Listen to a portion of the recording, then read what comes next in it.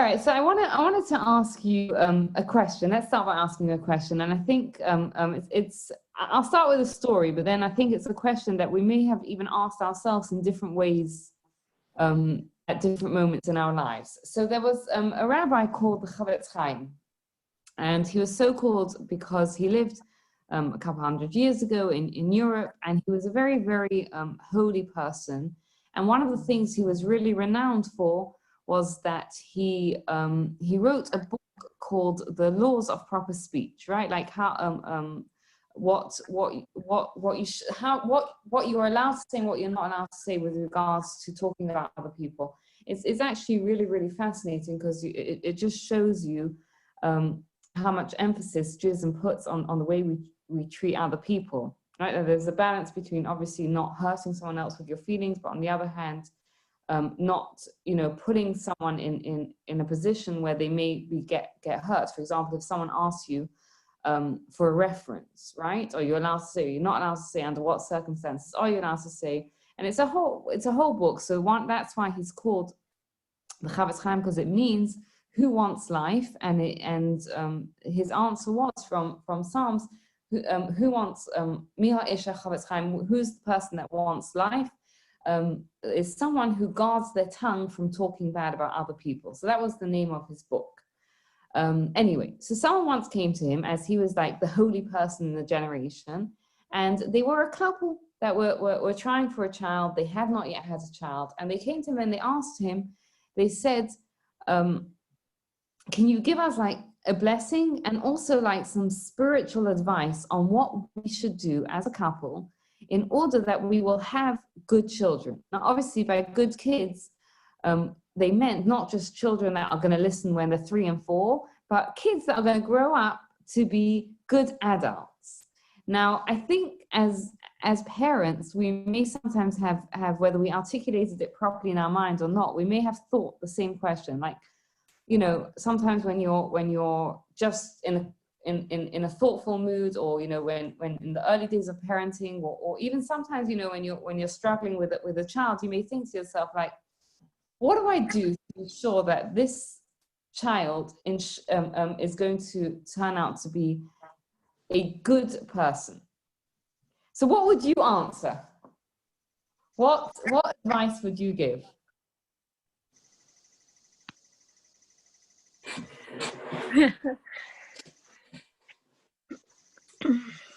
Come on, we're all in the trenches. We must have some ideas. I think you just have to try to instill them with good values. Okay. I mean, definitely. You definitely have to try and install them with good values. I mean, no, who can argue against that? You also have to lead by example. So if you, in everything that you do as parents, and the way that you treat people and how you live your lives and what's important to you, and if your children can see that, and then they say that it goes a long way to encourage them to grow up in the same vein. Okay, so be a role model. To argue against that one as well. Which is not always so easy. Maybe I'm just talking about myself here. Maybe for Melissa it is, but for the rest of you, like the worst is when like you see when we see our kids modeling our behavior that we're not so proud of, and then it's what have I done? Well, that's true, but certainly you might treat other people, that sort of thing. Hopefully that it's true. As well. My kids do scream the way that I do sometimes, so maybe not everything that you do is but it just goes to show that the theory is correct, right? Like they model what they see and what we do. My Iris is a mini version of me. It's like just arguing with myself. It is insane. But you know what, Beth, it's funny that you say that, because I see it, but I see it in her like kindness. Like she's absolutely got you know what, she drives me insane, but she's got the biggest heart of gold. She has.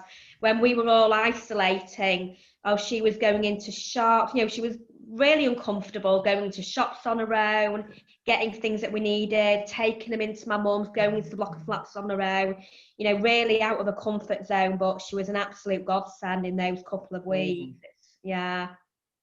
Really amazing. Yeah.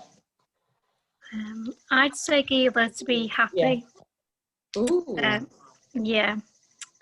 On the emotional side, like happy, instill kind of kindness, not to be sort of like weak, because sometimes people think that kindness or softness is like a sign of weakness, but I feel that if you can be expressionate about your feelings, then that's kind of a strong person to be able to be open with the feelings. So I take it more of happiness, and then from happiness everything stems from that. I think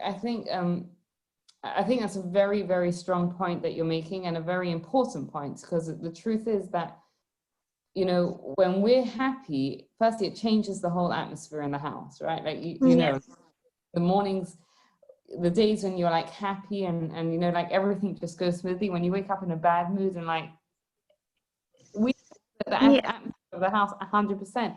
And if we're happy, our kids are going to want to learn from us 100%. Very, very strong point. Louise, Jackie, to add, share?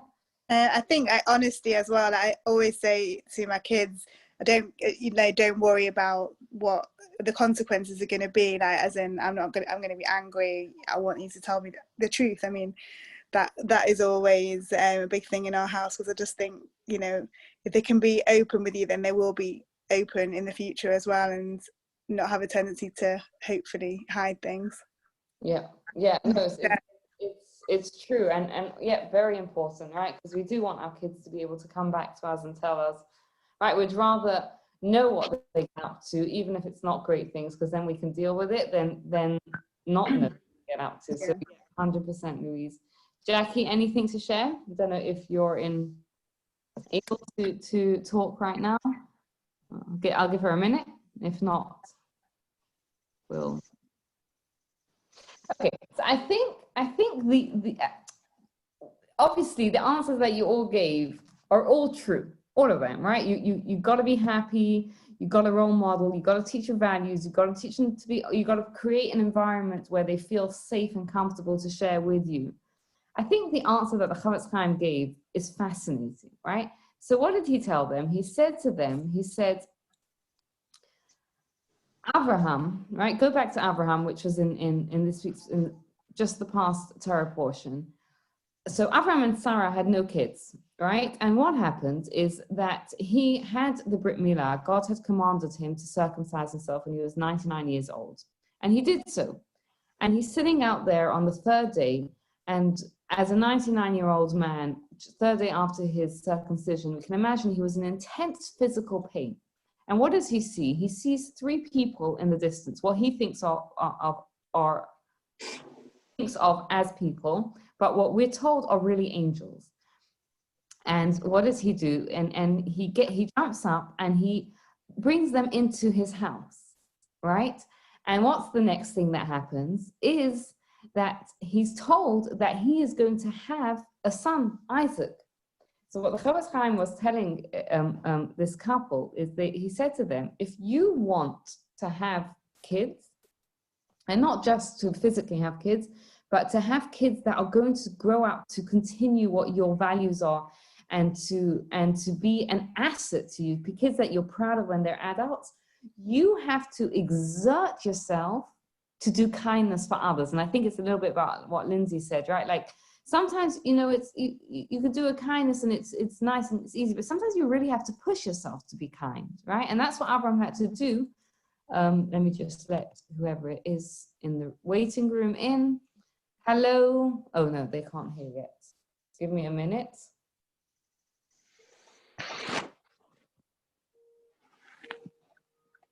Hello. Hi. Hello. Hi. Hi, who is that? iPhone?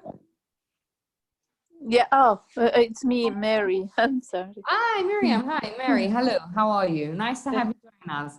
All right. So just to bring you up to date, we're talking about Abraham, right? So Abraham went and he exerted himself to bring these what he thought of as people in their tent. And that's okay, no worries. And as a result of it, he was promised Isaac, a child who would continue on and really be the head of the Jewish people. Now, it doesn't end there, because the Gemara says, and I want to read it out to you because I think it's very, very interesting. And listen carefully, because if you listen carefully, you might just come up with a question. It says, whatever, as a reward for the 3 deeds of Abraham, Israel, the Jewish people, obtained 3 things. As a reward for the milk and butter, he served them milk and butter. Abraham served his visitors. The Jews received manna as a reward for, and he stood upon them. He stood up to bring them into his house. They received the clouds of glory. As a reward for let some water be taken, they were given the well of Miriam. So what this Gemara is telling us is that in the way the world functions, the way God runs the world, is that the way we behave to others is the way that we get treated. So because Abraham did 3 things to these guests, he went out to greet them, he served them food, he bought them drinks. As a reward for that, as a merit, in his merit, when the Jews were traveling through the desert, 40 years in the desert, when they came out of Egypt, they were given 3 things. They were given the manna to eat, they were given the cloud of glories that protected them, and they were given the well of Miriam. Why was the well of Miriam called the well of Miriam? Any ideas? Surely it should have been called the well of Abraham if it was in his merit.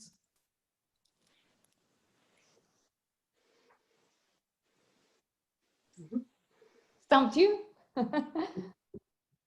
So the answer is because elsewhere we're told that the reason why the Jews had these 3 things were that in the merit of Moshe, of Aaron, and of Miriam, right?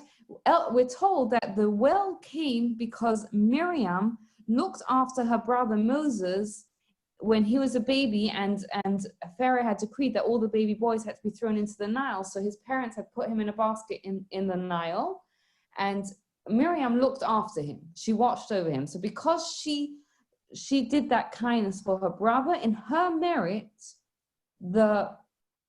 the Jews received the well of Miriam for 40 years in the desert. So let me ask you a question. Which one was it? Did they get the water because of Abraham and his kindness to the guests? Or did they get it because of Miriam and her kindness to her brother? Both. Okay. I mean, you're right, both. But how does that work? Both. It's almost like it gets passed on, but more like naturally from person to person. So if you were to put it to nowadays, I don't know how it's going to work, obviously, but I feel like how I look after my children, I don't expect anything from them. However, when I get old, the roles reverse and they look after me, but they look after me genuinely because they want to. So the acts of kind of kindness and genuine and that kind of love you have for your children, I'm not saying it's going to happen, but I hope it would do, that 1 out of 2 of them or both of them would look after me when I'm old. Right. Okay. I don't know if that's kind of relevant, but it's like it passes on. I think you're onto something there. I want to hear any other ideas before I try and attempt to answer it. Any other thoughts? Any other ideas? It's kind of, I think what Lindsay just said, I think your acts of kindness, anything that you do, comes back to you. Hopefully. Yeah, like pay it forward. They absolutely do.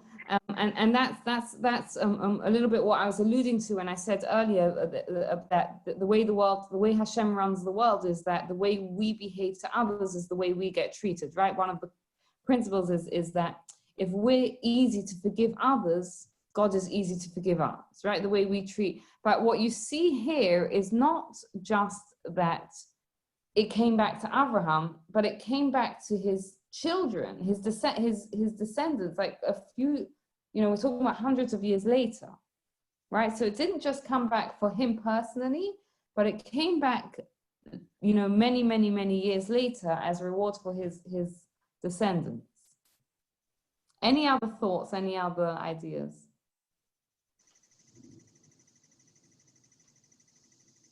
All right, so let me, I think Lindsay was on it a little bit, and let me explain. So there's two different ways of answering it. So let me start with I think the first one, which goes back to the story of the Chavetz Chaim. So one of the rabbis explained that what happens there is that Abraham did that amazing kindness, right? He was in physical discomfort, and he said, no matter what, I'm going to go and bring those those guests into my house. I'm going to treat them like royalty, and I'm going to give them whatever they need. And as a result of it, he merited not just to have a child, but he merited to have a descendant, Miriam, right? The question that was asked was how did Miriam besides being phenomenally kind to her younger brother, like just to give you a little bit of a snapshot, we're told that Miriam saved the Jewish people. Why? Because when her father heard about Pharaoh's decree that Pharaoh in Egypt said that all the baby boys are going to be killed. I'm going to throw them into the Nile. So what did her father say? Her father said, I'm getting divorced. What's the point of bringing children into the world? Right? What's the point? I'm going to stay with my wife. She might get pregnant. We'll have a boy, and we'll have to kill the child. There's no point. And what did Miriam say to her father? Miriam said to her father, I wouldn't recommend any of our kids talk this way, but it's amazing to think what this child said to her father. She said, you're worse than Pharaoh. Why? Because Pharaoh is decreeing just about the boys, but you're decreeing about the boys and the girls, right? Because by him separating from his wife, there were not going to be any boys born, neither were there going to be any girls born, right, from their family. And her father listened to Miriam and said, you're right. And he went back together with Yocheved, and Moses was born, who took the Jewish people out of Egypt. So you can see what an incredible person she was. So the question is asked, how did the Jewish people merit to have such a treasure as Miriam, right? To have this amazing woman who was able to turn around to her father and tell her father, you know what? Yes, times are terrible, but you cannot give up. You've got to go back to your wife and try, keep going, right? And as a result of it, she had in her merit that Moses was born, who took us out of Egypt. Right? He was the biggest freedom fighter in all of history. So how did we merit? So we're told, how did they merit that? Is because Abraham exerted himself to do that phenomenal kindness, right? When he was physically uncomfortable, because he exerted himself to do a kindness, that's why the Jewish people merited to have Miriam. And there's almost, it's like there's two stages there's two stages, right? Abraham was the stage of the seed, right? Like when imagine if you have a plant or something, right? And or a tree or something, right? There's two stages. You plant the tree, you plant the seed in the ground, and then you've got to have the development. So Abraham was the stage of the seed. He did that one act, right? And then whatever, he moved on with his life. Everything continued. But then because he did that act when it was difficult for him, it had repercussions, not just for the rest of his life and not just for his children's life, but for generations later, right? For generations later.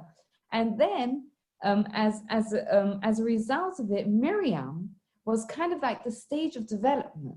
So when the Gemara is telling us, when the Talmud is telling us that in the merit of Abraham was the well of water, and in the merit of Miriam was the well of water, they're telling us, as Louise said, it's both, right? It's because of both. Why? Because Abraham planted the seed. He did that initial act, and that was the stage of the seed. But then there was the ground of development, the stage of development, which was Miriam.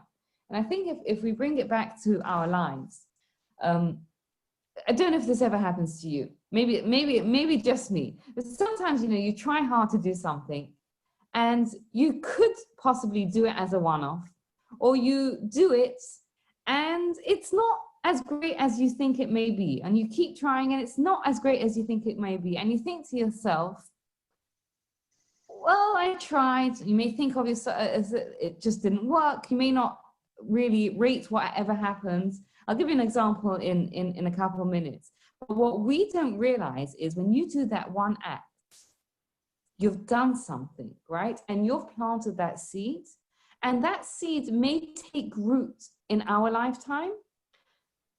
Later on, you know, sometimes it takes us 3, 4, 5 years to look back and say, wow, you know, I did that thing, and look where I am now. I would not be here had I not done that thing 5 years ago and you know, and continued, right? That stage of development. But sometimes that stage of development takes place with our children, with our grandchildren, with many generations later, right? When Abraham did his chesed and he did his kindness and he invited those guests into his house, did he know at the time that he was going to have a great-great-grandchild? I'm not sure how many generations down it was. It was definitely, it wasn't his child, it wasn't his grandchild, it wasn't his great-grandchild. 4 or 5 generations later, at least, right? Probably even more, right? Did he have imagined that his action, that spark that he ignited then is going to take seed so many generations later? I doubt it. And I think it's amazing to think to ourselves that the seeds that we're planting right now, whether we're seeing the success that we want to see or not, are things that are actions that are going to take root, right? And it could be that they'll take root, you know, in years' time in our life, or it could be they'll take root with our children, or it could be they'll take root in many generations to go. I'll share with you a little example that you know, that I thought of when I was thinking about this, is that this past Shabbat, as a lot of you know, was the Shabbos Project weekend, right? And we at Seed planned a lot of times and you know, a lot of time that as a team went into the planning of the Shabbat boxes and everything, and the events before and the events afterwards.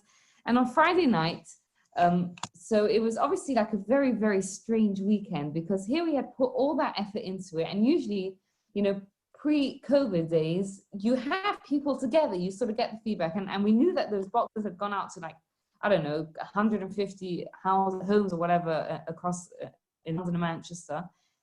Yeah, I had no idea what was going. And so here we were, and this time of the year, because Shabbat comes in early as a family, we're able to eat with the whole family together. Now, you may think to yourself, wow, that sounds gorgeous. All 10 of you sitting around the table, you know, the 16-year-old and the 14-year-old and the 2-year-old and the baby. It is. But the reality also, especially this past Friday night, was very different. You know, I had the 2-year-old who's like shrieking because, I don't know, he got the wrong seat, and the baby chooses to cry. And I'm thinking to myself, like, this is chaos. This is chaos, right? Like, you know, the 16-year-old wants nothing to do with anyone else. You know, just to give you a snapshot. And I'm wondering what's going on in other people's homes, and like trying to sort of like figure it out. But when I read this, I thought to myself, because, you know, I grew up in a religious home, and I have my own memories of what Shabbat was like as a child growing up in my home. And I always think to myself, like, what memories am I creating for my kids around Shabbat, right? And this past weekend, whatever, the Friday night meal was a bit chaotic. You know, once the little ones had eaten, it calmed down a bit, and, you know, there was time. But it's amazing, really, to think what Abraham taught us there is that there's the action, right? And the action, you know, we look at the action and we do the action.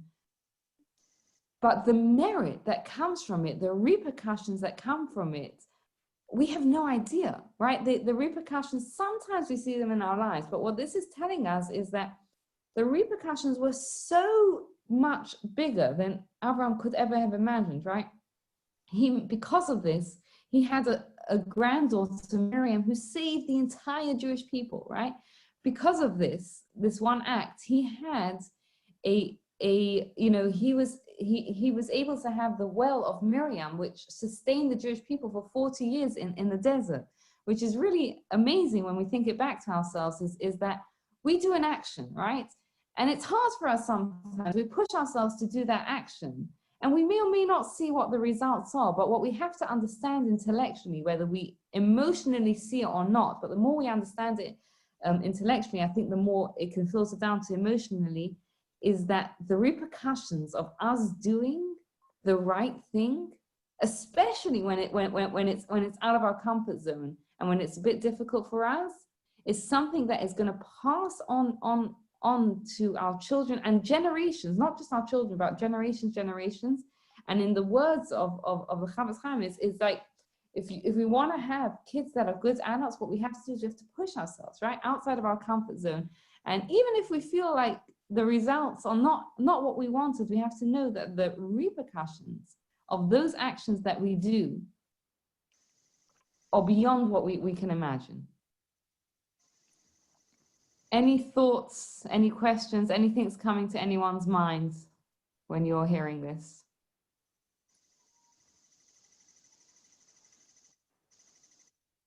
Do you think it's just about shaping your children's lives, or do you think it's kind of everything that you touch in life?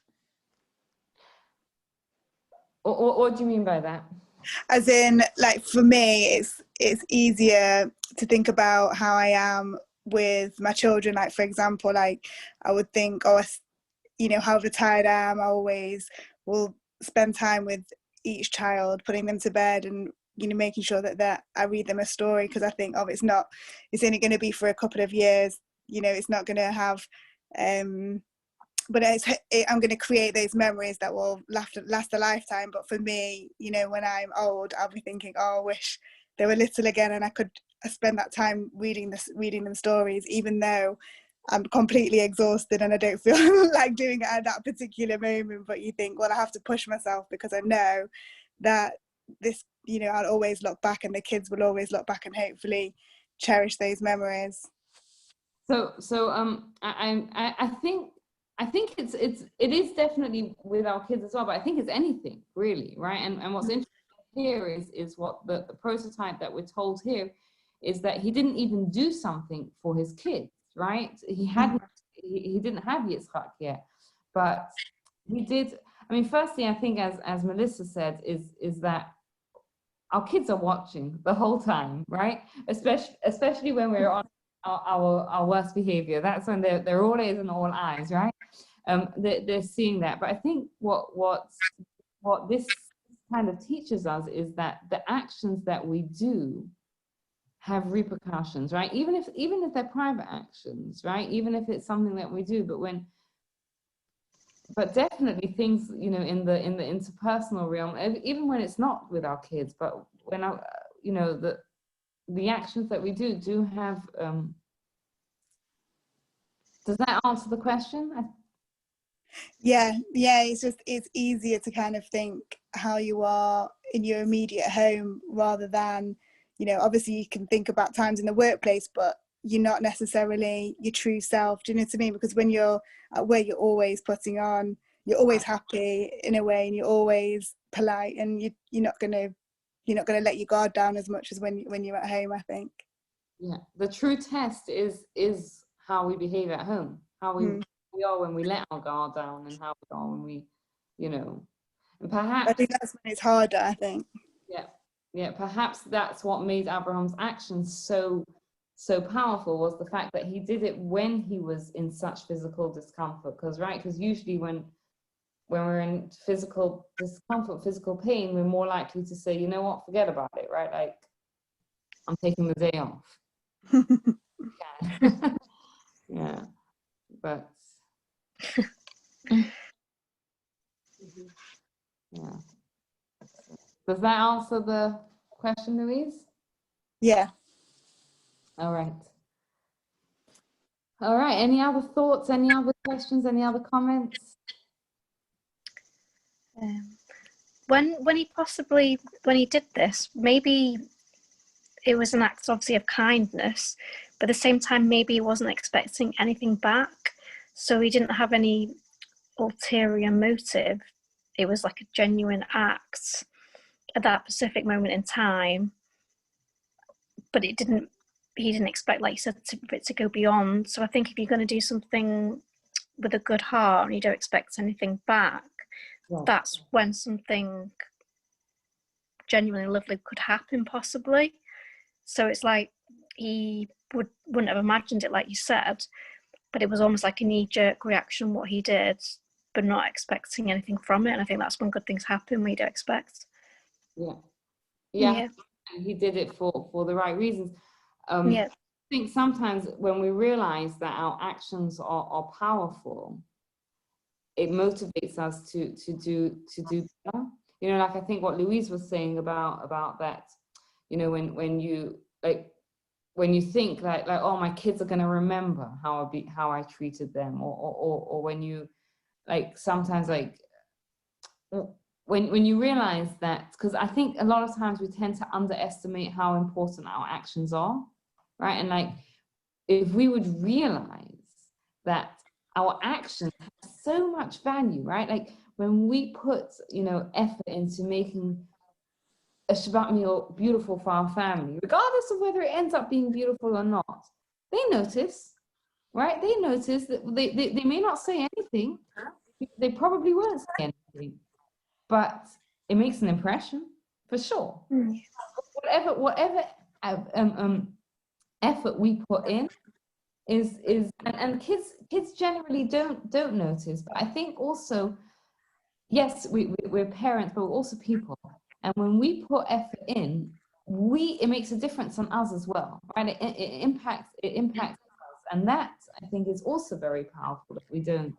So it's a theme that comes up a lot in Jewish thought is that it's not just about the results, it's about the effort, right? Because the effort at the end of the day is really what makes the impact and what matters, right? Yeah, because when you I'll say this, and I don't want it to come across like in the wrong way, which I don't think it will, but when obviously the boxes and you brought it all together, and like it was like totally, like it was just amazing, and like through an adult's eye it was amazing, but through the children, like Georgina and Nathaniel was like totally amazed by it, and Georgina thought it was the rabbi. dropped the parcels off at the door, and she's like, wow. And Nathaniel's like, how can we get all these boxes and all these things? And I said to him, joking, that we're eating it because you're Jewish. Is in like the sense that there's like goodness and warmth, and like it's just like natural. And he smiled, and Georgina said again, it was the rabbi that dropped the boxes off. I just thought it was really cute. Well, almost for them to be like proud. That's why I was kind of saying it, but kind of in a subtle, jokey way. These things do definitely make an impression. All right. Wish you all a really, really good week.